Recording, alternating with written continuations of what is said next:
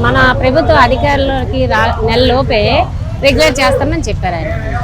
మాకు మా ఎడ్యుకేషన్లోని Sarva Shiksha అభియాన్లోని part time అనుకోండి, మెసెంజర్లు అనుకోండి, సిఆర్పీలు అనుకోండి, అకౌంటెంట్లు అనుకోండి, డేటా ఎంట్రీ ఆపరేటర్స్ అనేక వర్గాలలో ఉన్నాము.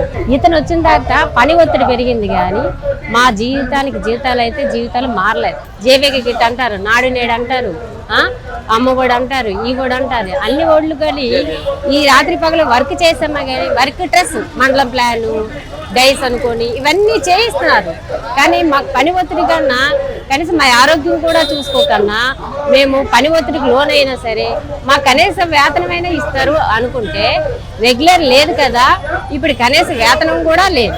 అటు ఏదైనా సంక్షేమ పథకాలకి దగ్గర అవుతారా అనుకుంటే గవర్నమెంట్ ఎంప్లాయీలకి చెందలేదు, అటు సంక్షేమ పథకాలకి చెందలేదు, మధ్యలో ఉండిపోయాం.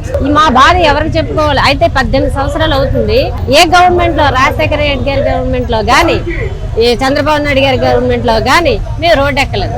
ఇదే ఫస్ట్ టైం మా జీవితంలో, ఇదే ఫస్ట్ టైం.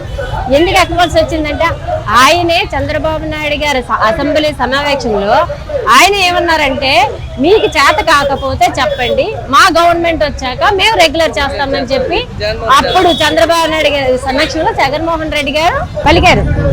ఆ పలుకులు, పాదయాత్రలో పలికిన పలుకులు ఏమయ్యాయో మాకు అర్థం కాలేదు.